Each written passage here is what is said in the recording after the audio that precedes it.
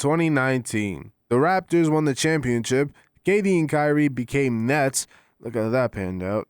And the price for gas was $2.60 per gallon. That's all I really want. Just $2 gas. Is that too much to ask, really?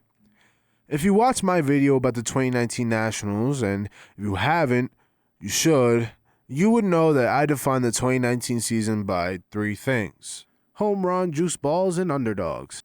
And there were two teams that lived by the first two. And it was the Yankees and the Twins. Yeah, they lived by home runs, and that was helpful with juice balls as they hit the most home runs in the league that year. The Twins being number 1, the Yankees being number 2. And on July 23rd of 2019, they had the best game that year. And I rewatched that entire game. So 1, you don't have to, and 2, we can relive the magic that happened because it was insane. Hi, welcome to the Bright Pinstripes. This is a baseball channel where I talk about everything and anything baseball, from mini documentaries on Albert Pujols and Trevor Bauer to podcast episodes where I'll talk about anything that's going on around the league. We've been in kind of a dead spot right now, so this has been helping fill the void. Mini documentaries and stuff like this. Like and subscribe, share this with your friends, and let's get right into it. So this July 23rd matchup between the Yankees and Twins had starting pitchers Kyle Gibson for the Twins and Domingo Germán for the Yankees, who had become the ace of the staff as Luis Severino was out, Ceci Sabathia was old, and Masahiro Tanaka wasn't really filling that ace spot. And so Domingo Germán now has to face this deadly Twins lineup. But it was Kyle Gibson's turn first, and it started off hot. Hicks got on base with a walk, and then Encarnacion. Remember when Encarnacion was a Yankee? That was crazy. He hit a double, and then Didi came up with 2 outs. This Yankees team had been accustomed to leaving runners on base, but Didi Gregorius was getting tired of that, and so he hit a 2-out, 2 RBI double. So, early 2-0 lead for the Yankees. Now, it was Domingo Germán's turn. The ace of the staff would leave the inning without a scratch. But trust me, this game does not stay like that whatsoever. In the top of the second, the Yankees went down in order, so Germán needed to shut out the Twins, keep the lead going.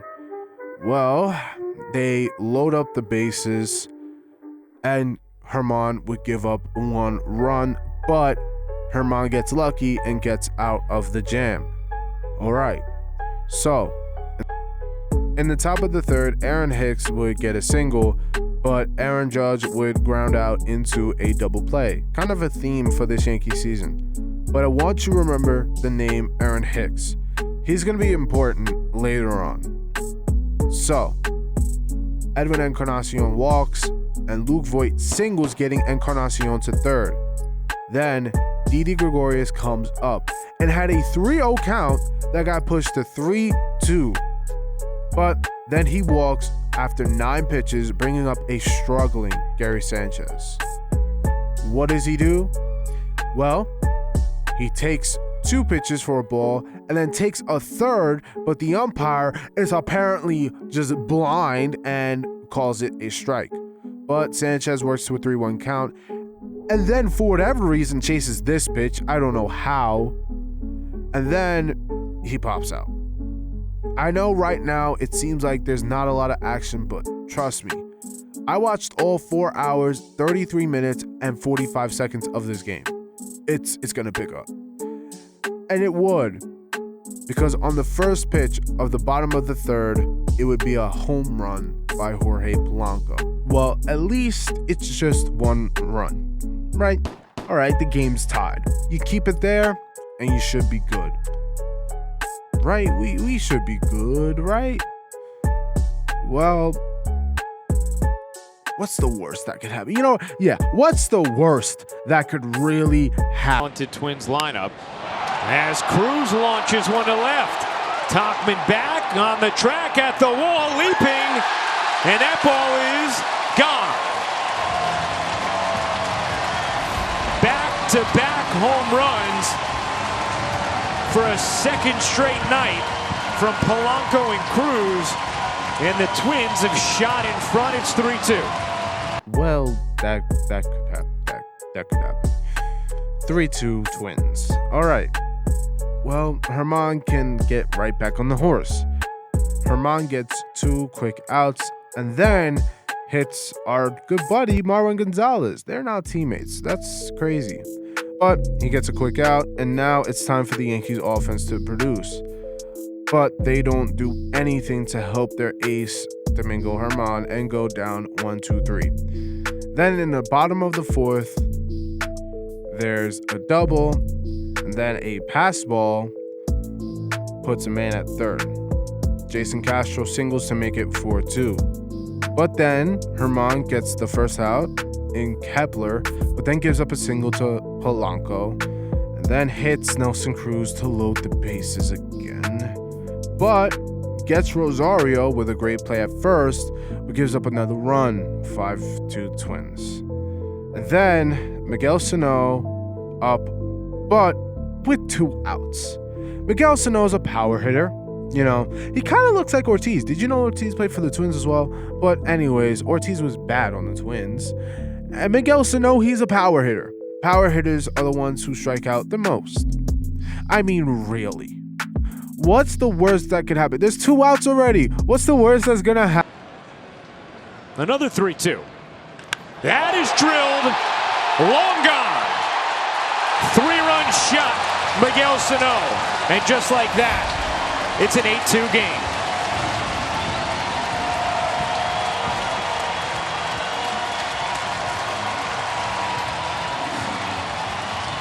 All right, you know what, guys? I'm gonna go to bed. This game's over. I'm out. See you later. Yep. Let me just all right. Let me get my Shohei Ohtani nightlight, and yeah. But if the Yankees make it interesting, you can wake me up. All right, cool. Good night, everybody. Meanwhile, Didi hammers that deep to right field and gone.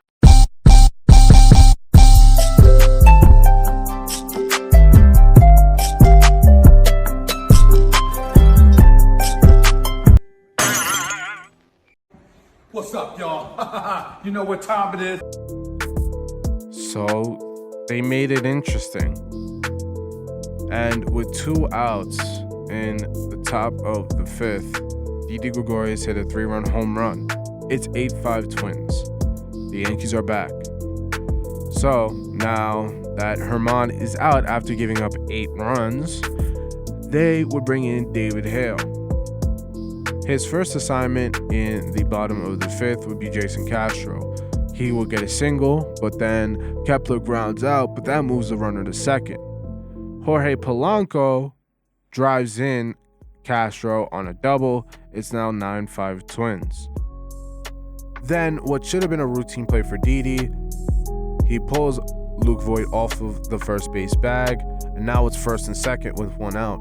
But David Hale is able to get Rosario and Sano to ground out, and it's the end of the 5th. It's starting to get late, but trust me, I have a good feeling that this isn't over yet. The Twins put in Cody Stashek, who has never pitched in an MLB game before. And now he has to go against the Yankees. Interesting choice, but I guess you just go for it. So Torres gets a single and then moves to second on a pass ball. Gio Urshela proceeds to strike out, and then Mike Tauchman moves Torres to third off of a single. Then Aaron Hicks pops out, but Aaron Judge comes up and he can hit some dingers. I'm guaranteeing a guaranteed home run. Let's take a look. I want to watch this moment. Let's take a look.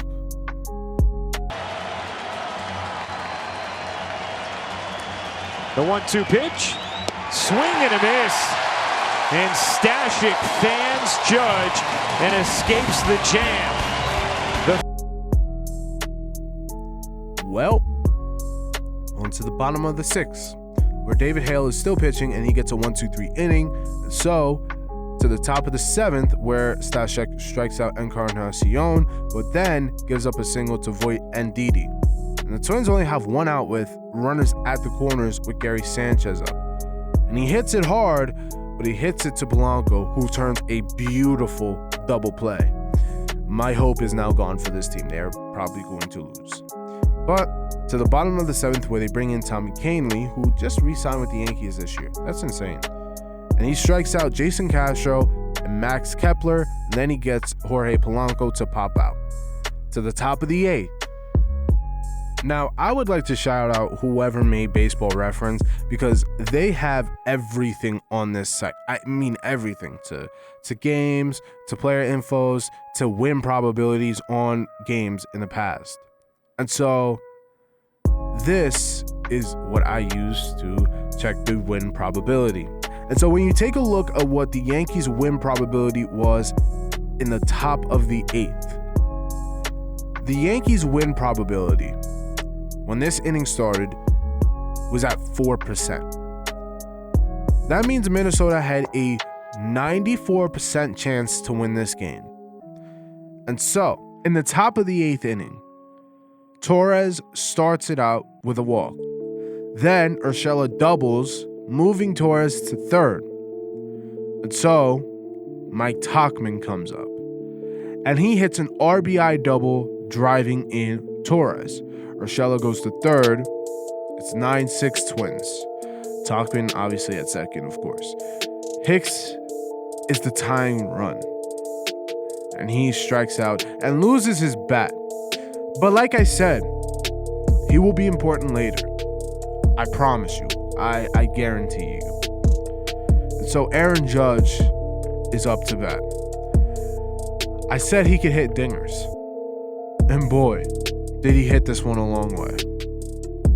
Let's watch. Judge drives that in the air to center. Kepler back. On the track, looking up. That ball is off the top of the wall. Urshela scores. Tauchman scores. Judge at second with a long, loud 2-run double. And it's a 1-run game. Not quite a home run, but the Yankees will take it at this point. It's 9-8 Twins. Edwin Encarnacion comes up to face Tyler Duffy and strikes out. Luke Voit comes up after him and he fights to eventually walk. The call could have gone either way, to be honest, but doesn't matter. At this point, Didi's up, and now he has to face Ryan Harper. And I just have a feeling, for how hot Didi Gregorius has been today, that he might do something special. Let's take a look. Another 2-2. Lifted in the air to right center and deep. Kepler back at the wall, leaping, and he dropped it. 2 runs will score. Gregorius in its second, and the Yankees have pulled in front here in the 8th. What a night for D.D. Gregorius. 10-9 Yankees. Remember, this was the same team at the top of this inning had a 4% chance to win. Now, the Yankees have a 72% chance to win this. This is all Yankees right now. This is their time to shine. And so, Rocco Baldelli got tossed, which is the Twins manager, and Sanchez grounded out. Now, all the Yankees got to do is keep the Twins from scoring. Zach Britton comes in, and he gets Cruz to ground out, and then Rosario lines the ball to Urshela, but it goes off his glove. No biggie. Snow will get out guaranteed. I mean, the guy hit a home run earlier, but it should be fine. I mean, who hits two home runs in a day? Only the best players do that. And Sano, I wouldn't say he's a great player. He's a good player. He's a solid player. But he's not the best. Come on. What is he really going to do? The 2-1. Hit in the air to left center a mile. Minnesota's back in front.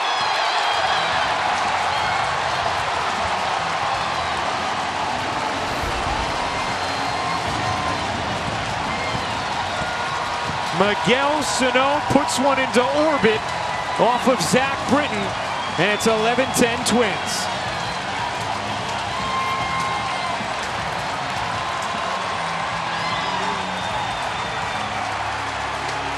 You know, I should have expected this. I mean, he is Dominican, so it's in his blood. He's pretty much in his blood, you know. Man. 11-10 Twins. Britton would go on to retire Marwin Gonzalez and Luis Arias, and then the 9th would bring on closer Taylor Rogers. He would get Gleyber Torres to pop out, and then Urshela would do the same, but this time the center. This game is good as done. This game is pretty much over. Mike Tauchman, though, might have had the most important at-bat that night. More important than the Didi home run, more important than the Judge double, and more important than what will happen at the end of this game. Way more important. As Mike Tauchman would walk to get up Aaron Hicks. And as important as he is right now, he will be more important later. But he is very important in this moment. And I would say he did pretty well for himself. Let's take a look. Hits this one deep in the air to left field. That ball is gone!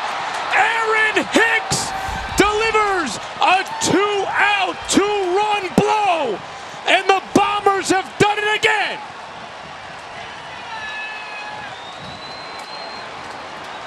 Are you kidding me? No, I'm not. 12-11 Yankees.